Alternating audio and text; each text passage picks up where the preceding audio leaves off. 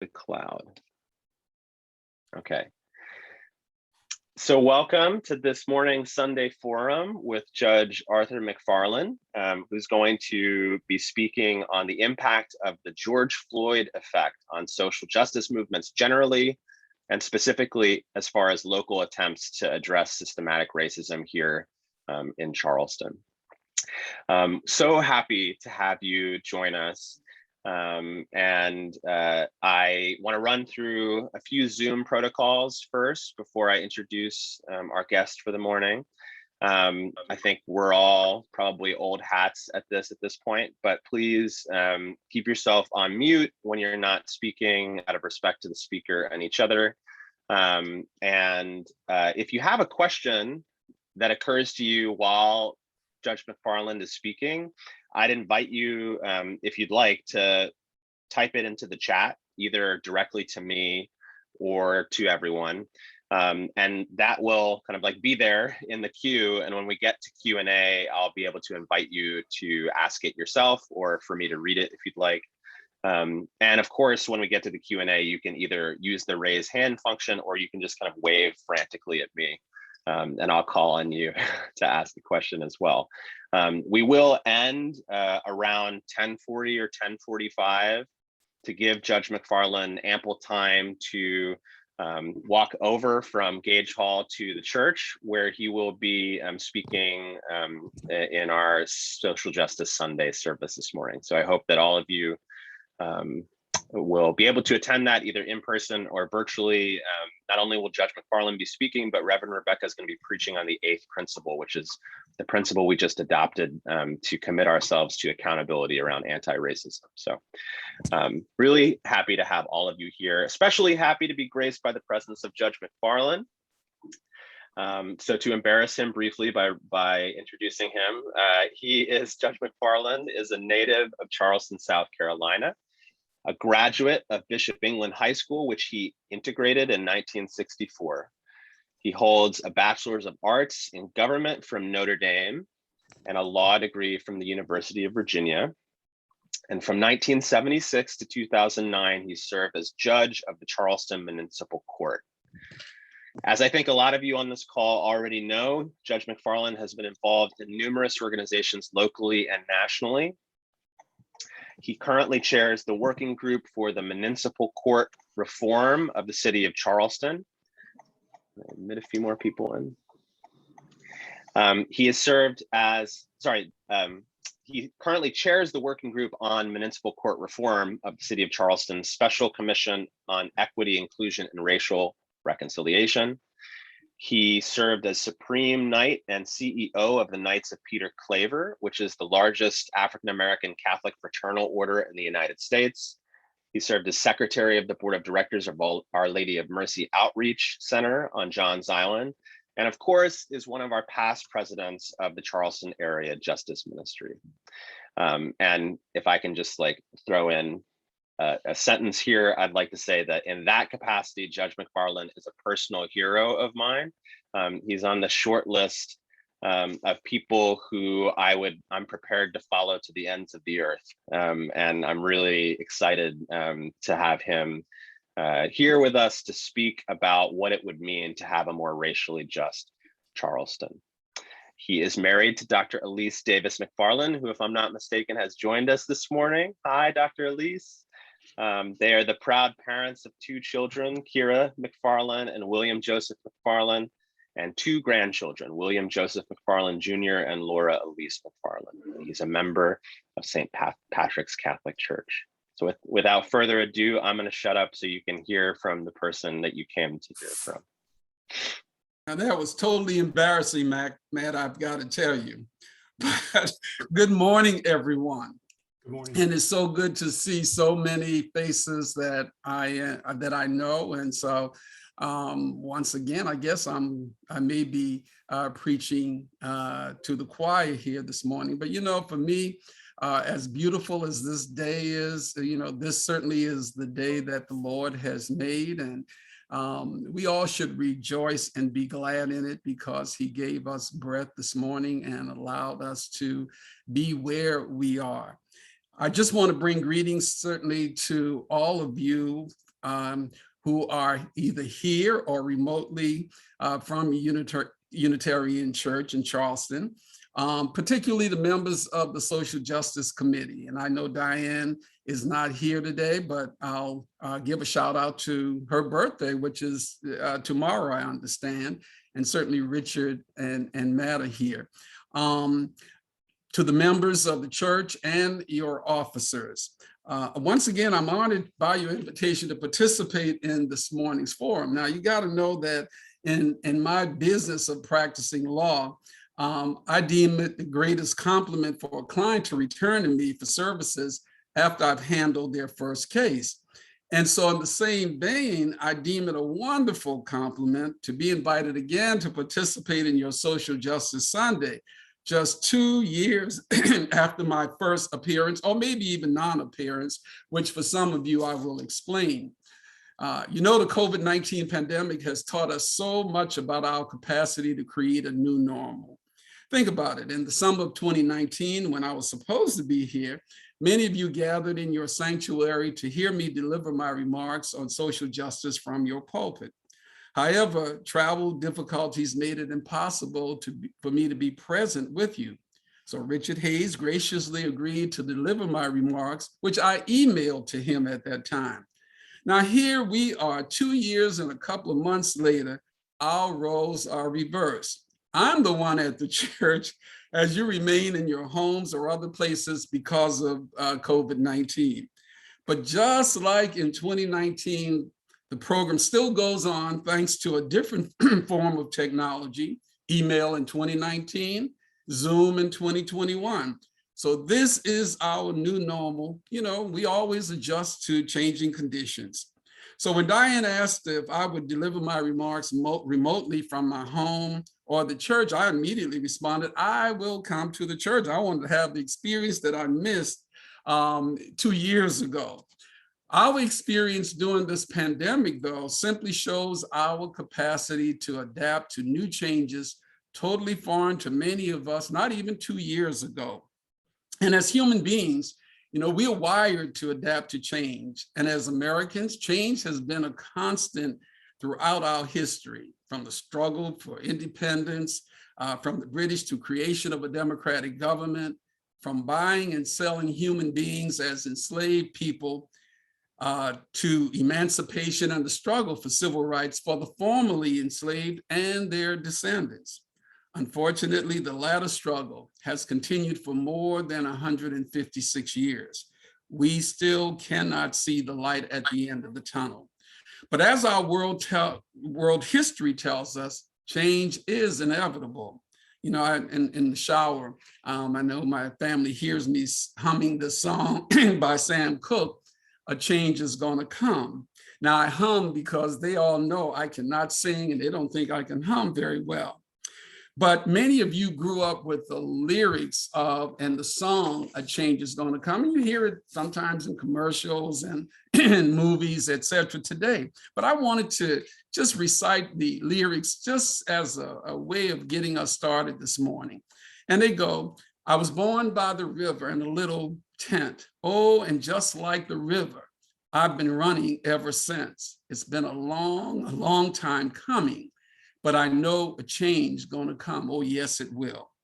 It's been too hard living, but I'm afraid to die because I don't know what's up there beyond the sky. It's been a long time coming, but I know a change gonna come. Oh, yes, it will. I go to the movie and I go downtown. Somebody keep telling me, don't hang around. It's been a long time coming, but I know a change gonna come. Oh, yes, it will. Then I go to my brother and I say to my brother, help me, please. But he winds up knocking me back down on my knees. Oh, there have been times that I thought I couldn't last for long.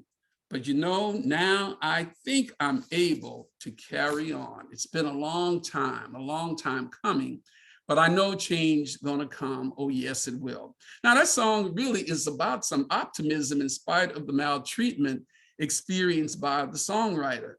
He had faith that things will get better because somehow he was assured that a change is gonna come.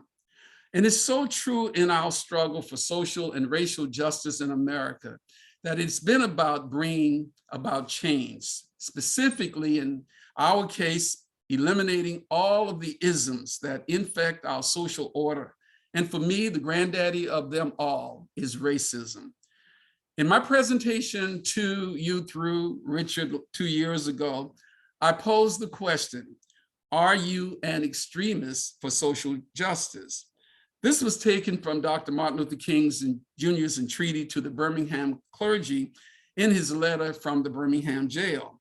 In this letter, Dr. King called Jesus an extremist in love. He called Abraham Lincoln an extremist for freedom of enslaved people. He referred to the Apostle Paul as an extremist for the gospel of Jesus Christ.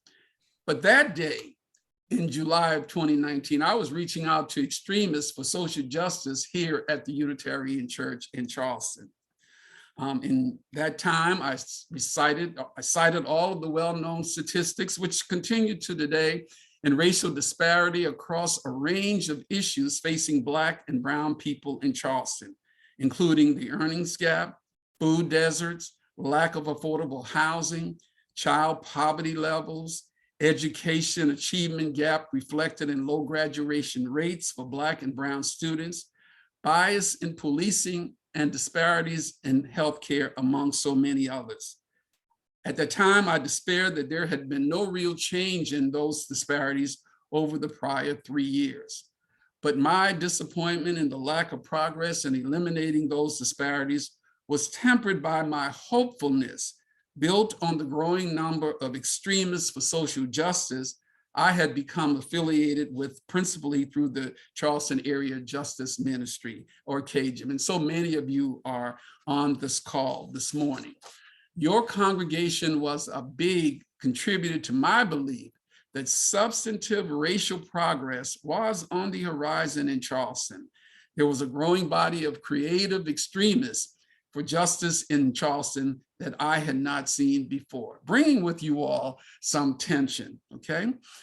But my optimism was further fueled in large measure by the victories we had experienced in CAJM and pre-K education opportunities, reduction and suspension, expulsion of Black students in Charleston County schools, reform of juvenile pretrial incarceration, audits for racial bias in policing, wage theft, and real possibilities in addressing the affordable housing crisis.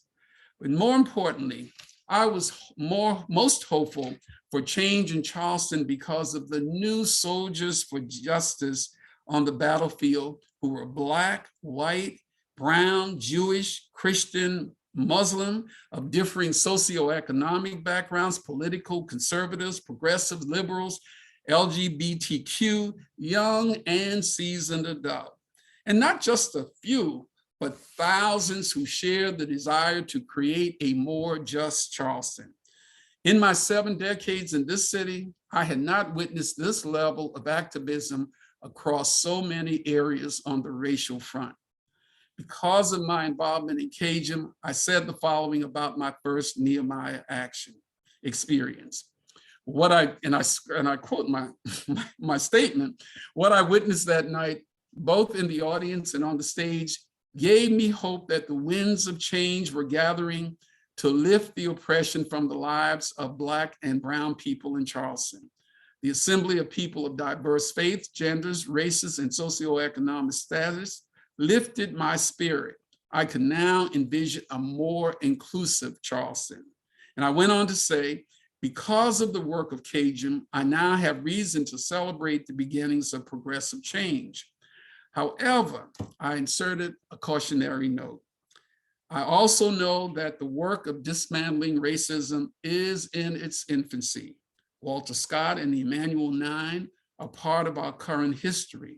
The powers that be, though, continue to resist change and addressing the underlying causes of those tragedies. Now, little at that did I know that in less than 6 months, the world would be hit with a pandemic never seen in the lifetime of any living human being. COVID-19 made clear we are all connected as human beings across the globe, as it shows no respect for geographic borders, race, class, socioeconomic status, political philosophy, and on and on. It was the ultimate equalizer and forced the world to face all of the problems wrought by our failure to care for our fellow men. Furthermore, little did I know in 2019 that less than a year later, the murder of George Floyd at the hands of Minneapolis police officers, captured in a 9-minute, 30-second cell phone video by 17-year-old Darnella Frazier, would show the world that racism is alive and well in America. His death followed the killings of Ahmaud Arbery and Breonna Taylor and so many others. George Floyd's brutal murder, captured for the world to see without commercial interruption or editing, showed how racism in policing works in the daily lives of Black and brown men and women. No longer could white America turn a blind eye and a deaf ear to the pleas from African Americans and our allies for police reform. Police relations were now understood to be different for Blacks and whites. Floyd's death was a wake-up call for people of goodwill. It was a renewal of King's call for creative extremists for justice. And surprisingly, there was a chorus of positive responses in large cities, small towns, hamlets, racially isolated subdivisions, churches, synagogues, and mosques, among believers and atheists, large and small corporations, colleges, and universities. As a result, America undertook an introspective look at racism in all of its institutions, even in the NFL, NBA, and the banking system. Open discussion of white fragility and a caste system in the United States, as well as the role of religion in undergirding racism, became commonplace. And that's why I have to congratulate your congregation in adopting your 8th principle of racial justice. I called the social justice responses we have witnessed over the past 16 months the George Floyd effect. We all recall the multitude of street protests and demonstrations after his death, calling for justice for thousands of Black men and women killed at the hands of police. In fact, it was reported just last week that during the last 4 decades, there has been a serious undercount by as much as 55% in the reported deaths of African Americans at the hands of law enforcement. All of this activism, though, resulted in a new understanding and acceptance of Black Lives Matter, certainly in corners of the US that previously cringed at the mention of BLM. We witnessed demonstrations in the streets of Charleston, which disrupted the Southern comfort, charm, and image of this genteel community. City Hall responded by removing the statue of John C. Calhoun, an architect of the Civil War, fought to preserve slavery in the United States. Individuals and institutions undertook an examination of their own contributions to the continuation of both structural and institutional racism in America. The George Floyd effect led to more conversation about white privilege, white supremacy, the role of Confederate monuments in preserving a sense of white superiority and Black inferiority, and community engagement around eliminating racism. There was also a renewed focus on reparations, which had been around for decades, or at least the call had been around for decades, and what they might look like in the 21st century. But on an individual level, white Americans started asking the question, am I a racist? With only anecdotal evidence on my part, my sense is that the common response to that question was, no, I'm not a racist. And then that caused me to ask, if that is true, then why is racism so endemic in American society? Who's responsible? Why are Black folk denied jobs that they are qualified for in favor of less qualified whites? Why do African Americans receive a different level of health care than whites? Why do we die or are maimed or arrested at the hands of mainly white police officers at a significantly higher rate than our percentage in the population? And why are we denied loans to purchase homes when whites with the same or lower qualifications are approved? Why is there mass incarceration of Black men? And why is the wealth gap between Blacks and whites in America so wide and increasing? And the questions in that vein go on and on. I've read from some brilliant scholars who suggest that maybe we are asking the wrong question. They contend that the question whites and people of color should be asking is, am I anti-racist? Well, what does that mean? One young brother who has tackled this question is Dr. Ibram X. Kendi, who examined this subject in his book, How to Be an Anti-Racist. And you may recognize the name because just last week, he was announced as one of the awardees of the MacArthur Genius Grants. Dr. Kendi and others make the point that no one is born racist or anti-racist. These result from the choices we make. Being anti-racist results from conscious choices, which require ongoing self-awareness and self-reflection as we move through life. In the absence of making anti-racist choices, we unconsciously or consciously uphold aspects of white supremacy, the white dominant culture, and unequal institutions and society. Being racist or anti-racist is not about who you are, it is really about what you do. Let me repeat that. Being racist or anti-racist is not about who you are, it is about what you do. Now, these scholars further point out that when we choose to be anti-racist, we become actively conscious about race and racism, and then take actions to end racial inequities in our daily lives. Being anti-racist is believing that racism is everyone's problem, and we all have a role to play in stopping it. In her work, The Racial Healing Handbook, Dr. Annalise A. Singh reminds us of the importance of being purposeful. She says, you need the intentional mindset of, yep, this racism thing is everyone's problem, including mine, and I'm going to do something about it, close quote. Being anti-racist is different, though, for white people than it is for people of color. So let's understand that. Both need to be anti-racist. For white people, being anti-racist evolves with their racial identity development. They must acknowledge and understand their privilege, work to change their internalized racism, and interrupt racism when they see it. Now, for people of color, being anti-racist means recognizing how race and racism have been internalized and whether it has been applied to other people of color. So both groups have to act. The assault on racism requires that each of us respond to racism wherever we find it, whether you are white, Black, brown. We must have an individual as well as the collective ability and capacity to do it. We must all take action. So what are my suggestions this morning for Unitarians this time around? And I'll restate a couple that I mentioned in 2 years ago.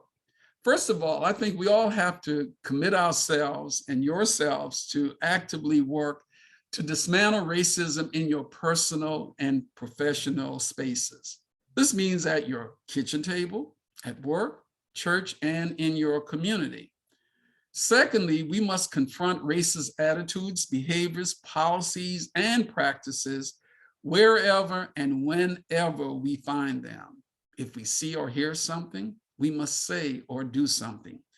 We must be aware of the actions we can take to hold elected officials accountable for bringing an end to racism in publicly controlled areas. For example, last year, the city of Charleston established what Matt mentioned, the Commission on Equity, Inclusion, and Racial conciliation, of which I'm a part. Subcommittees tasked with several areas from policing to housing wrote case studies to address racial inequality in Charleston. Last month, the commission presented its report to City Council, but Council refused to accept, not adopt the findings or recommendation, but simply to accept the report, citing several objections. At the same time, there was an ordinance to make the commission permanent. That was also defeated by a 7-6 vote. Both of these matters may be brought up again in City Council at its October 12th meeting. The report and ordinance are certainly available to all of you online, and I ask that you certainly check it out. If you are looking for a place to demonstrate that you are an anti-racist, a public comment asking City Council to reverse its position on the SCEIR report and to make the commission permanent. Fear not now, this is not an action supporting critical race theory or reparations, as some have suggested. Fourth, as Matt, Richard, Diane, Suzanne, and others are so well aware of, the City of Charleston paid for a racial bias audit of the Charleston Police Department. This audit was completed in early 2020.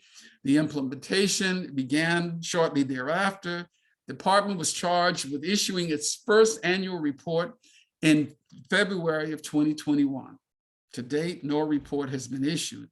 Coordinator who drafted an initial report has now left the department. Last week, we were told that the report needed to be completely rewritten and will not be issued until February 22, 2 years late. Now, what is this all about? This is certainly unacceptable and should be unacceptable to all of us Charlestonians who demanded and paid for this audit with our tax dollars.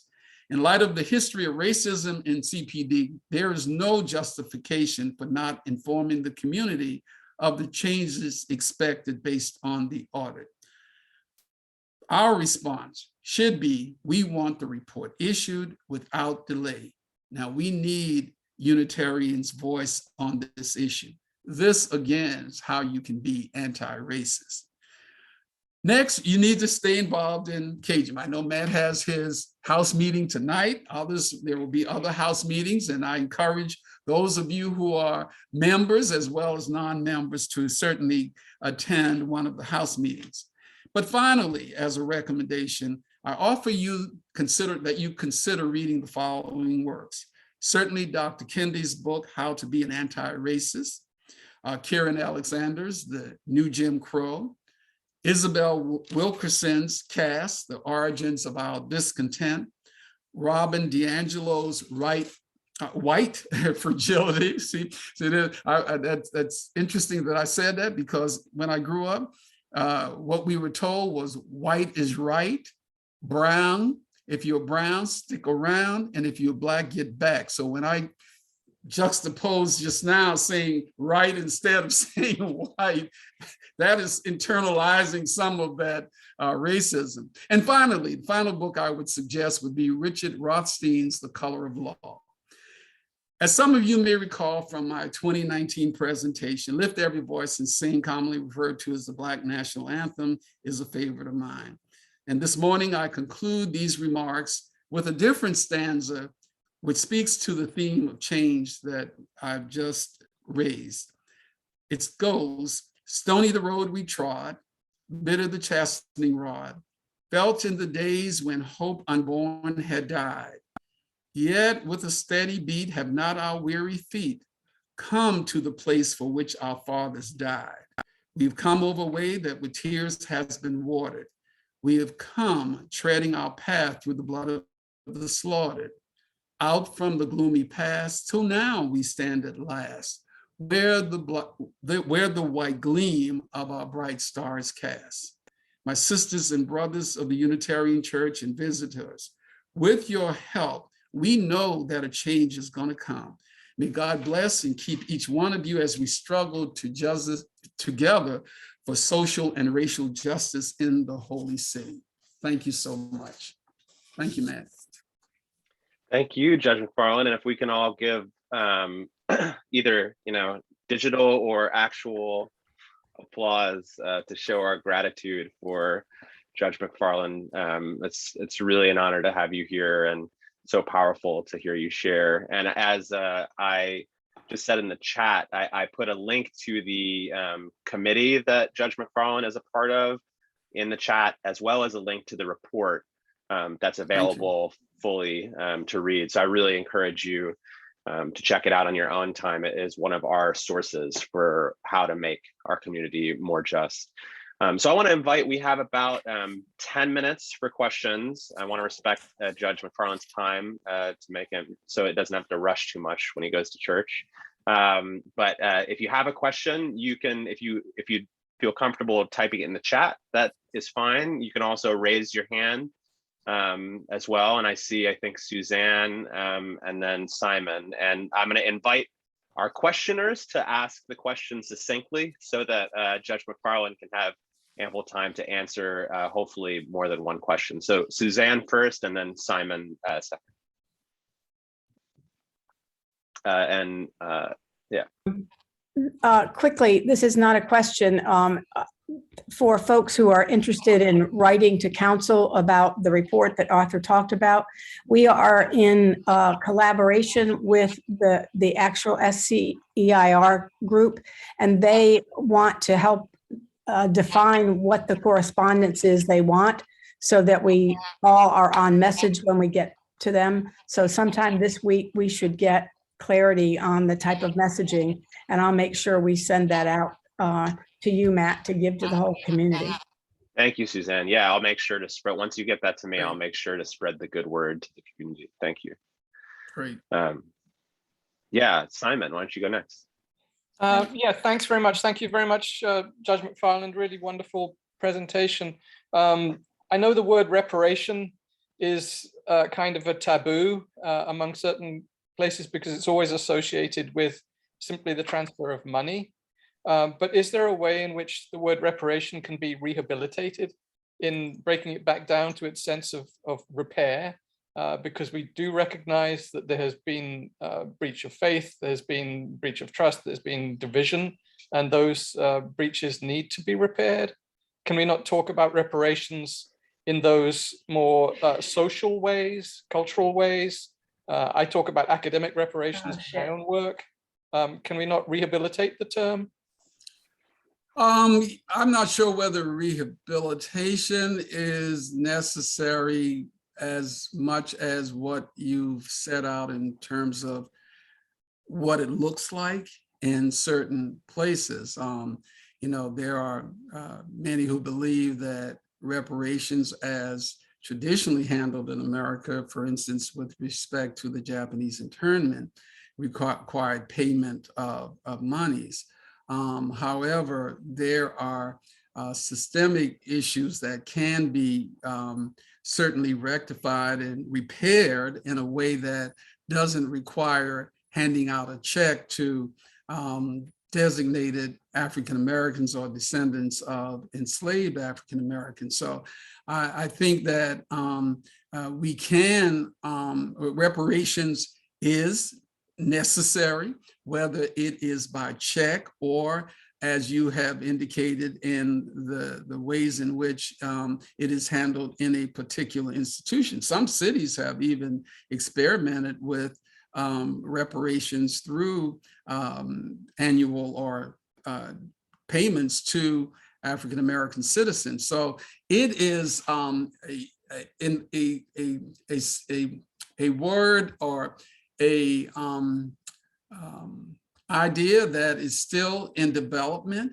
And I think we all need to address it in our own corners and how it should play out where we are. So it may not be a one size fits all situation in terms of reparative justice, but money certainly will be a part of it, whether it's in scholarships in an institution that has practiced and benefited from the enslavement and the buying and selling of of African Americans, like Georgetown University is doing at this time, and working with the folk from in Louisiana who are the descendants of the enslaved folk who were sold to plantations in Louisiana. So it'll take a different look, but it is not a term that we should run away from. And I think that's the bottom line. We certainly all should confront it and be able to discuss it, and develop a way of addressing the injustices that reparations are designed to remedy. Thank you, Judge McFarland. And I put a link or a suggestion in the chat box for people to Google the story of Evanston, Illinois, which is a municipality that has adopted reparations for its Black citizens. I have a question that I'll ask, but it will be our last question. So for those who aren't me, if you have a question, speak now or forever hold your peace. Really grateful for your presence with us, Judge McFarland. And my question is, you spoke a little bit to this, but the work that KJM and other folks in the community have been doing around addressing racial bias and policing practices started, before the George Floyd effect. But I wonder if you could comment a little bit on what it looks like with that ongoing work after the George Floyd effect, because I think that there was a lot of hopefulness around, particularly in Charleston, the new police chief and kind of the progress we'd made with the community. And then I think for some folks, there's been kind of trepidation around what that looks like after what, the uprisings for racial justice in 2020. So I don't know if you could comment on whether you see things as similar or different or changed before and after.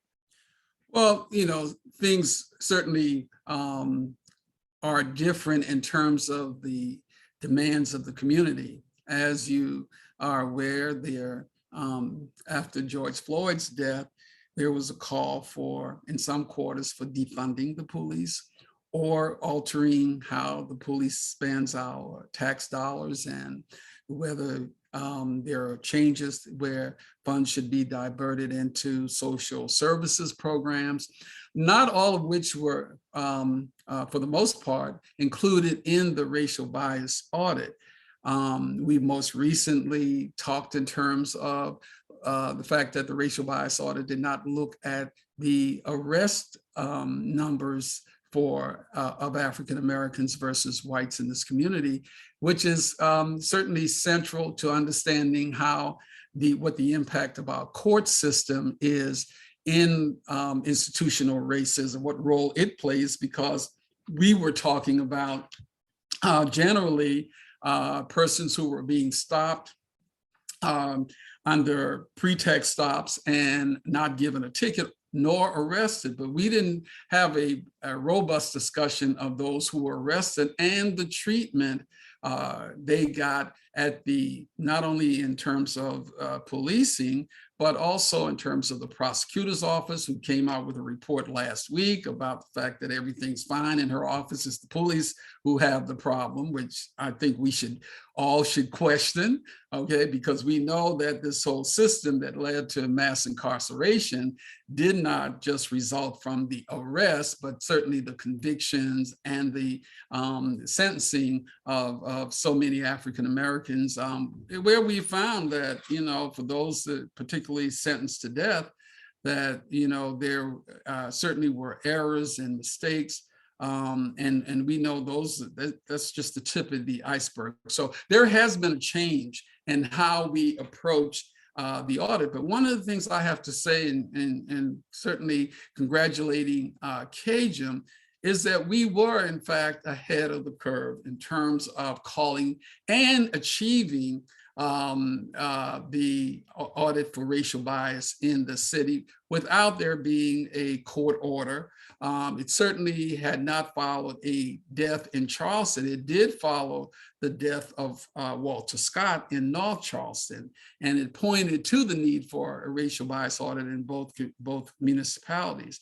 But we should be proud of the fact that we have worked on this for several years, and it is going to achieve positive results and has achieved already. The numbers just in terms of pretext stops are dramatically down prior to, and even more so since the George Floyd effect. So we ought to pat ourselves on the back, but we cannot rest on our laurels. As I mentioned, there is much work to be done. We've got to keep the pressure on the chief. We've got to keep the pressure on the mayor. We've got to keep the pressure on city council to make this happen in a way that is long-lasting change. So thank you. Thank you. If we can all, again, give virtual or, claps, hands, just gratitude for you, Judge McFarland. And for those who didn't hear me say this, Judge McFarland is now going to be speaking briefly in our Social Justice Sunday service in church. So I really encourage you to tune in where Reverend Rebecca will be preaching on the eighth principle. Judge McFarland will be speaking again. And thank you again, everyone, for being here with us. This is going to be recorded and it'll be posted, and Suzanne will reach out to us with some details about specifically how we can help encourage the city council to adopt the recommendations and make permanent this committee to address racial injustice in our community. So thank you, everyone. Thank for you being all. Here, Thank you for Judge having me. McFarland. Take care. Bye. I guess, Richard, how are you? I am fine. I can't, I don't think it's allowed. Oh yeah, I can.